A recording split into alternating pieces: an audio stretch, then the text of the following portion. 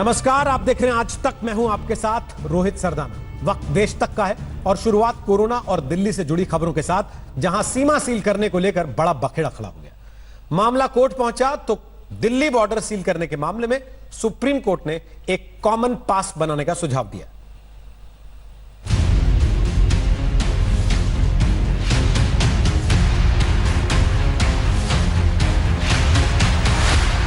ये दिल्ली बॉर्डर है,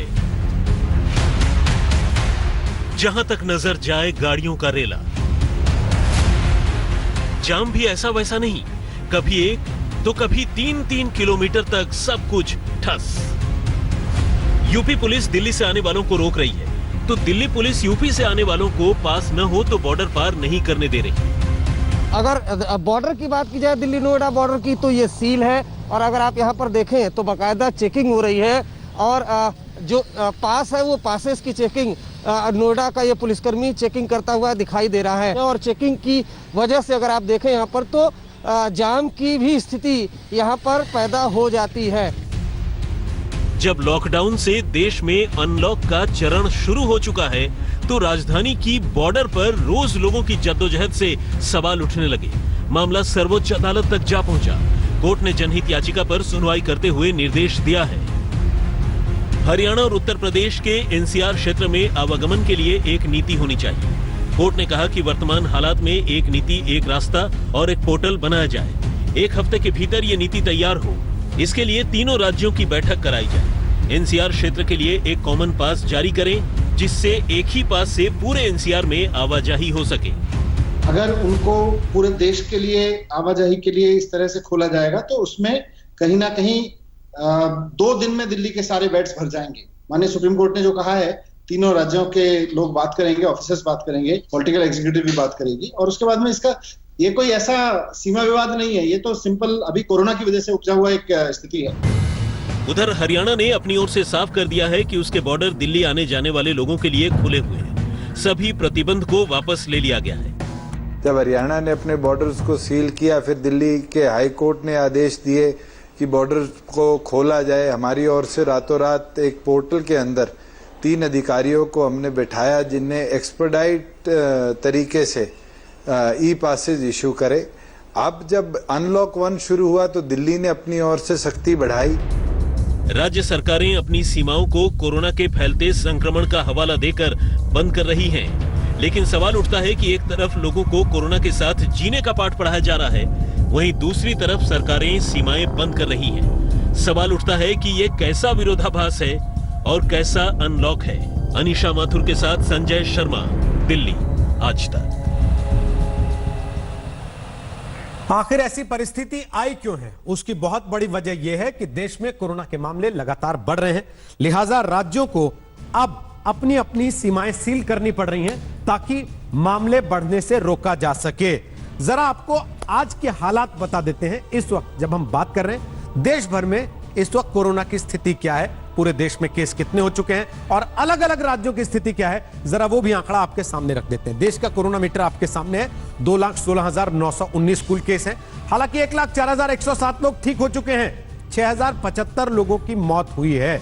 ये इस समय देश की स्थिति है। लेकिन महाराष्ट्र अभी भी पहले नंबर पर है केसेस के मामले में। पिछले 24 घंटे में कोरोना की रफ्तार यह रही कि 9,304 केस पिछले एक दिन में दर्ज हुए। ठीक 3,804 हुए और मौत हुई कुल मिलाकर 242 लोगों की पिछले 24 घंटे के भीतर। अब जरा राज्यवार आंकड़ा आपको दिखा देते हैं। महाराष्ट्र में 74,860 केस हो चुके हैं। ठीक हुए हैं 32,329 और मौत हुई है 2,587 लोगों की। तमिलनाडु में 25,872 केस हैं। 14,316 ठीक हुए हैं। 208 लोगों की मौत हो चुकी है। ठीक इसी तरीके से देश की राजधानी दिल्ली में इस समय 23,000 से, उसके पहले गुजरात का हाल बता देते हैं। 18,117 केस हैं। ठीक हुए 12,212 और मौत हो चुकी है 1,122 लोगों की। दिल्ली में 23,645 केस, 9,542 ठीक हुए हैं। मौत हो चुकी है 615 लोगों की। ये राज्यों का गणित है। लेकिन राज्यों के इसी गणित की वजह से अलग अलग राज्यों में आपस में खींचतान शुरू हो गई है। दिल्ली में 23,000 से ऊपर केस जा चुके हैं। मंत्रालयों में भी अब कोरोना ने दस्तक देनी शुरू कर दी है। और इसी वजह से अब राजनीतिक बयानबाजी भी शुरू हो गई कोरोना को लेकर।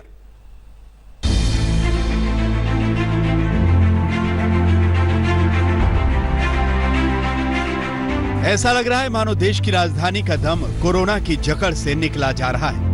वाक्य थोड़ा कठोर जरूर है, लेकिन मौजूदा हालात में यही कटु सत्य है। वजह हम आपको बताते हैं। शाम 7 बजे तक दिल्ली में कोरोना के कुल 23,645 मामले हो चुके हैं। पिछले एक दिन में यहां कोरोना के रिकॉर्ड नए 1,513 केस सामने आ चुके हैं। मरने वालों का आंकड़ा भी बढ़कर 606 तक पहुंच चुका है। मंत्रालय के दफ्तरों में भी वायरस की घुसपैठ बढ़ती जा रही है। अब श्रम मंत्रालय के 2 कर्मचारियों को कोरोना हो गया है, लिहाजा श्रम मंत्रालय को 5 जून तक बंद कर दिया गया है। दिल्ली में कंटेनमेंट जोन की संख्या भी बढ़ाकर 163 कर दी गई है। उत्तरी दिल्ली में सबसे ज्यादा 30 कंटेनमेंट जोन है। हालांकि कोरोना के बढ़ते मामलों के बीच दिल्ली सरकार ने होम क्वारंटीन में बिताने वाले दिनों को लेकर बदलाव किया है। अगर आप मॉडरेट मतलब आपकी ऑक्सीजन लेवल 94% से नीचे चली जाती है, 90 से 94 के बीच में, और सांस लेने की गति 15 से ऊपर है, तब मॉडरेट में कहलाते हैं, तब आपको हॉस्पिटल की जरूरत है। या आपकी ऑक्सीजन लेवल 90% से नीचे और आपकी सांस लेने की गति 1 मिनट में 30 से ऊपर चली जाती है, तो सीवियर कैटेगरी होती है, इमीडिएट आपको हॉस्पिटल की जरूरत है। बाकी लोगों को हॉस्पिटल जाने की आवश्यकता नहीं है। दिल्ली सरकार ने लोगों को ज़्यादा से ज़्यादा जो सीवियर कैटेगरी में और मॉडरेट कैटेगरी के लोग हैं उनको इमीडिएटली हेल्थ केयर मिल सके, इसके लिए कई कदम उठाए हैं। दिल्ली सरकार के अपने 5 हॉस्पिटल्स को पूरी तरह से कोरोना के लिए डेडिकेट किया गया है। साथ ही साथ सरकारी हॉस्पिटल में औरों में भी बेड का इंतजाम किया गया है। 61 प्राइवेट हॉस्पिटल्स के अंदर 20% बेड को रिजर्व किया गया है। 3 डेडिकेटेड हॉस्पिटल कोरोना के लिए प्राइवेट पहले थे और 3 को कल डिक्लेयर किया गया है। अभी जैसा मनीष जी ने बताया कि कुछ हॉस्पिटल्स का कहना है कि 20% बेड के साथ उनके लिए कुछ दिक्कत आ रही है। उनसे हम कहना चाहते हैं कल तक आप देख लीजिएगा, अगर आपको चलाने में दिक्कत है तो आपके अस्पताल को पूरे को हम डिक्लेयर कर देंगे, आप पूरे अस्पताल को कोरोना की तरह से चला लीजिएगा। और हम चाहते हैं कि कोई भी इंसान मतलब इलाज की दिक्कत ना हो, दिल्ली के अंदर सबको इलाज मिल सके, उसके लिए पूरी प्रबंध किए जा रहे हैं। इन सब के बीच कोरोना से जूझती दिल्ली में सरकारी अस्पतालों और दिल्ली सरकार के बीच मौत के आंकड़ों को लेकर एक अलग ही सियासत शुरू हो गई। केजरीवाल सरकार का आरोप है कि राम मनोहर लोहिया अस्पताल कोरोना से मौत के आंकड़े और जांच रिपोर्ट दोनों गलत दे रहा है। और अब खबर बिहार के कटिहार से, जहां प्रवासी मजदूरों को नीतीश सरकार की पुलिस की लाठी खानी पड़ी। ट्रेन से उतरकर मजदूरों को घर जाने का जरिया नहीं मिला तो वो सड़क पर आ गए, मांग करने लगे कि उन्हें घर तक पहुंचाया जाए।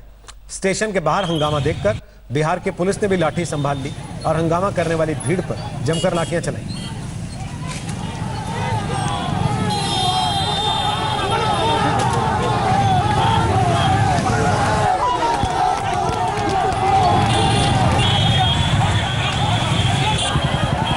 ये तस्वीरें जो आप देख रहे हैं ये उसी समय की तस्वीरें हैं। बिहार की सरकार लगातार ये दावा कर रही है कि बड़ी तादाद में जो लोग बाहर से आए हैं उनके लिए शानदार व्यवस्था बिहार ने की है। लोगों को क्वारंटाइन में रखा गया है और उसके बाद उनके घर पहुंचाने का इंतजाम किया गया है।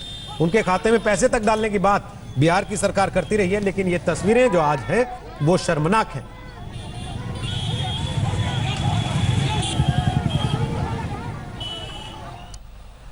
आठ जून से देश के सभी धार्मिक स्थल खुलने जा रहे हैं। धार्मिक स्थलों को खोलने की तैयारियां शुरू हो गई हैं। एहतियात के इंतजाम भी किए जा रहे हैं।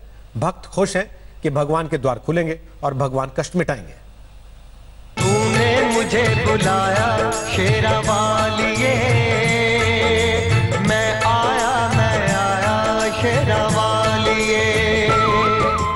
मां वैष्णो देवी का बुलावा उनके भक्तों को आ ही गया। कोरोना संक्रमण और उसकी वजह से हुई तालेबंदी ने भक्तों को अपनी आराध्य से दूर कर दिया था, लेकिन जब से आदेश हुआ है कि 8 जून से धार्मिक स्थल खोले जा सकते हैं, तब से माता के भक्तों में खुशी की लहर है। मां के दरबार फिर से खुलने वाले हैं। श्राइन बोर्ड ने इसके लिए बाकायदा तैयारी शुरू कर दी है। सोशल डिस्टेंसिंग का यहाँ पालन हो, इसलिए 2 गज की दूरी पर सर्किल बनाए जा रहे हैं। कोरोना के इस महासंकट काल में आस्थावान लोगों को अब ईश्वर का ही सहारा है।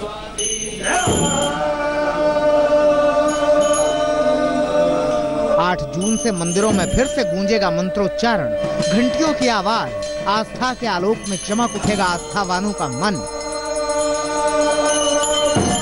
दिल्ली के हनुमान मंदिर में भी तैयारियां जोरों पर हैं। 8 तारीख को इस मंदिर के पट खुलेंगे। 2 महीने से ज्यादा लॉकडाउन में रहने के बाद अब यहाँ पे जो डेवोटीज हैं, जो लोग यहाँ मानते हैं, वो अंदर आ पाएंगे और हनुमान जी के दर्शन कर पाएंगे। आप देख सकते हैं कि सैनिटाइजेशन पूरे जोरों शोरों से मंदिर के अंदर चालू है। यहाँ तक कि मंदिर की घंटियां जो हैं उनको भी साफ करने का काम हो चुका है। सैनिटाइज भी किया जा रहा है और सारी घंटियों को खोल के उनकी सफाई चालू है। ये सब किया जा रहा है 8 तारीख के लिए। 8 जून से मंदिर को खोलने की अनुमति मिलते ही तैयारियां शुरू हो गई हैं। कोरोना के चलते यहाँ मेटल डिटेक्टर का इंतजाम है तो पहली बार सैनिटाइजर टनल भी लगाई गई है। देश भर के मंदिरों में हलचल तेज हो गई है। सबको इंतजार है 8 जून का, जब ईश्वर का दरबार खुलेगा और लोग अपने आराध्य से संकट समाप्त करने की प्रार्थना करेंगे। आज तक ब्यूरो। के पलक्कड़ में हथनी की मौत ने पूरे देश को झकझोर दिया। हथनी को पटाखे वाला अनानास खिला दिया गया और उसकी पानी में मौत हो गई। पोस्टमार्टम रिपोर्ट के मुताबिक हथनी की मौत सांस घुटने की वजह से हुई, लेकिन उसके मुंह के भीतर घाव भी पाए गए जिनमें इन्फेक्शन हो गया था। वो सारे घाव पटाखे फटने की वजह से हुए।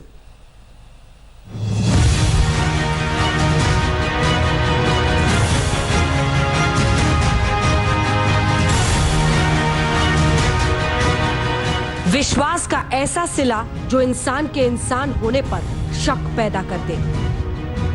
कहने को गर्भवती हथनी और अजन्मे हाथी की मृत्यु हुई, लेकिन केरल के बल्लापुरम में मौत इंसानियत की हुई। हथनी के मृत शरीर को देखना जैसे मानवीय संवेदनाओं के उस विध्वंसकारी सोच के सबसे बड़े विस्फोट को देखना था, जो अब हथनी के ठंडे पड़े शरीर से कहीं ज्यादा मृत है। दिखेगा आपको कि गर्भवती हथनी को जब धोखे से पटाखे से भरा अनानास खाने के लिए छोड़ा गया तो कैसे आदमी ने दिखा दिया कि वो अब पूर्ण रूप से अमानवीय हो चुका है। We observed this animal on 23rd. That was in the forest. So when we actually got the information from local people that there is a injured, elephant, single elephant roaming around close to the buffer area. I mean, between the private and the forests. So when our staff went to saw, they saw that the lower jaw portion was exposed, and the animal was not feeding. It was moving around. Then after some time, the animal was lying down. So and the whole day it was not feeding. On 24th, the animal was again in that position. Sometimes it was lying down, and one time it was coming up again. But this whole time, 24 hours, there was no,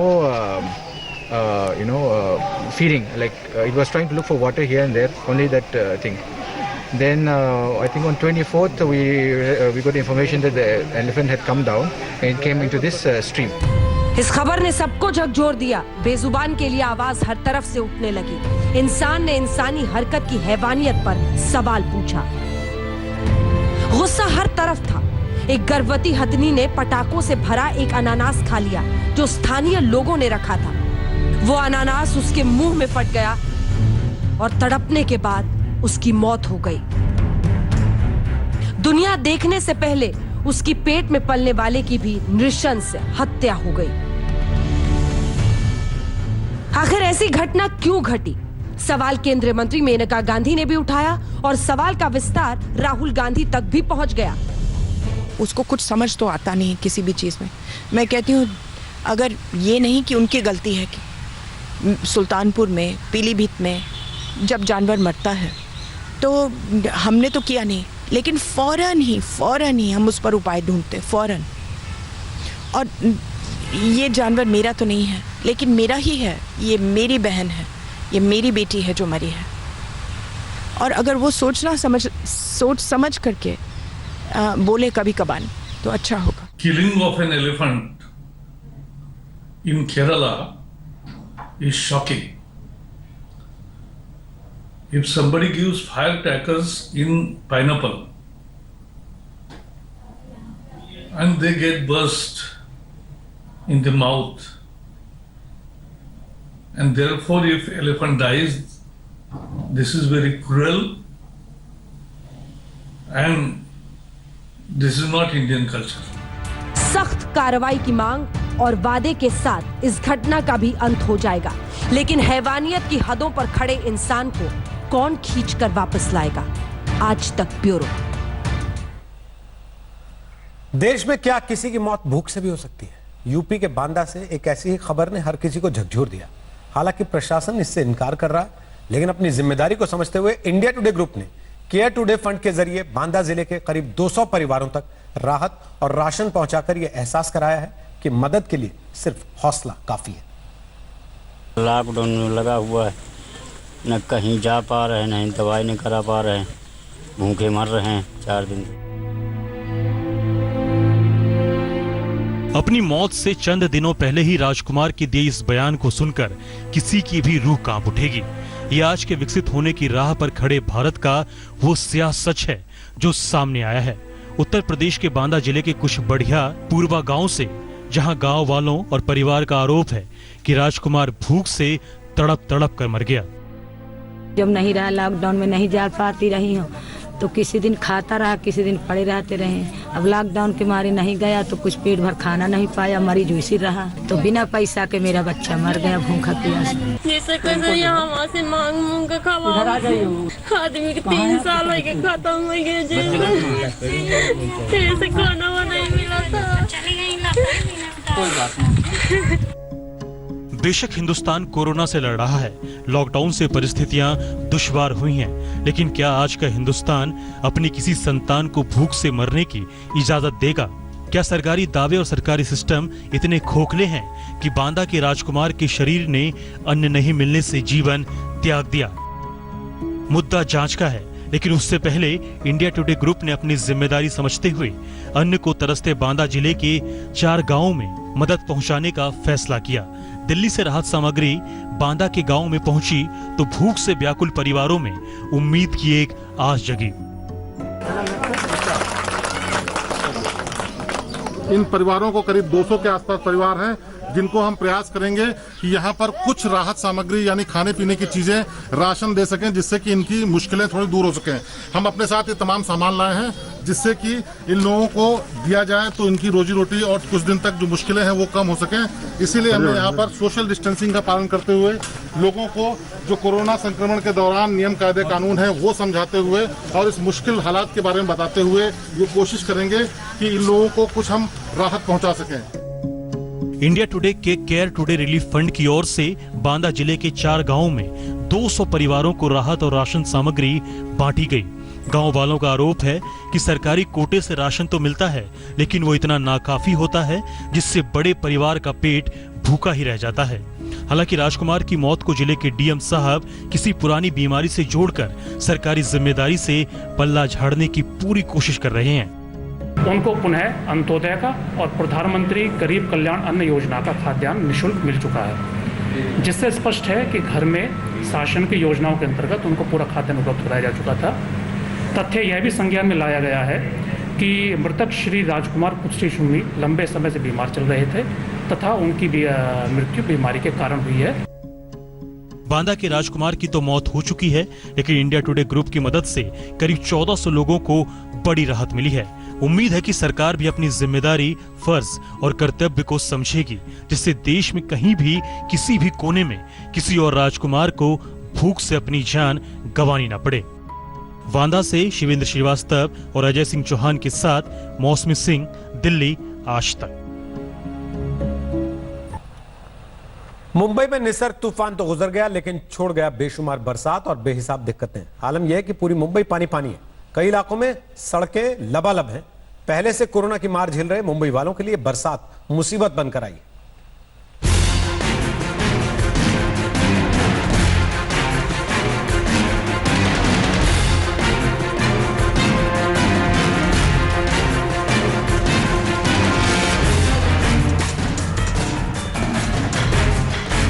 बादलों की दरियादिली ने मायानगरी को दरिया बना दिया है। सड़कों पर समंदर उतर आया है या समंदर में शहर समा गया है, कुछ भी कहिए, मगर 24 घंटे की बरसात ने मुंबई को पानी पानी कर दिया है। तो मुंबई के किंग सर्कल इलाके में है। यहाँ पर आप देख लीजिए, मुंबई पुलिस का जो पुलिस स्टेशन है उसके ठीक बाहर इतना ज्यादा पानी भरा हुआ है कि पुलिस स्टेशन से भी जो गाड़ियाँ हैं वो बहुत संभल के निकल रही हैं। वहीं ये क्योंकि जो रास्ता है ये ईस्टर्न एक्सप्रेस हाईवे मुंबई का एक अहम रास्ता है। यहाँ पर मुंबई में के शहरी इलाके से लोग अगर उनको बाहर जाना है मुंबई तो ये एक अहम रास्ता होता है जिसके जरिए वो लोग जाते हैं। लेकिन यहाँ देखिए बीएमसी ने पंप तक लगाई हुई है, लेकिन उसके बावजूद यहाँ पंपिंग होने के बावजूद यहाँ पर इतना ज्यादा पानी भरा हुआ है। थोड़ी सी बारिश हुई नहीं कि मुंबई में कई कई जगहों पर पानी भर जाता है। अकेले किंग सर्कल ही क्यों, कालानगर में जोरदार बारिश के साथ साथ जाम लग गया। कुर्ला में जबरदस्त बरसात ने रास्तों को तालाब बना दिया। कांदीवली में चलकर जाना है या तैर कर मालूम नहीं। प्रतीक्षा नगर में घुटने तक जल भराव है। गांधी मार्केट में पानी का ठहराव है, डूब के पार ही जाना है। घाटकोपर में लग रहा है कि अंबर से जलधारा फूट पड़ी है। मुस्कुराता माहिम बरसात से एक ही दिन में बिलखने लगा है। और सायन के तो कहने ही क्या, यहां तो जरा सी बरसात इलाके को दरिया बना देती है। इस वक्त हम मुंबई के सायन इलाके में हैं। ये वो इलाका है जहां हर साल थोड़ी सी भी बरसात होती है और पानी भर जाता है, और ये सालों साल यही देखने को मिलता है। आज भी जब यहाँ पर साइक्लोन निसर्ग का थोड़ा बहुत असर और प्री मानसून शावर का थोड़ा बहुत असर होने से जब थोड़ी सी बरसात तेज हुई मुंबई में, इसने ऐसे जो इलाके हैं यहाँ वहाँ पे पानी भर गया। नमस्कार, मैं हूं अंजना ओम कश्यप। हमें उम्मीद है ये वीडियो आपको पसंद आया होगा। लेटेस्ट खबरों के लिए यूं ही देखते रहिए आज तक, और इस वीडियो के पसंद आने पर लाइक, शेयर एंड सब्सक्राइब करना ना भूलें।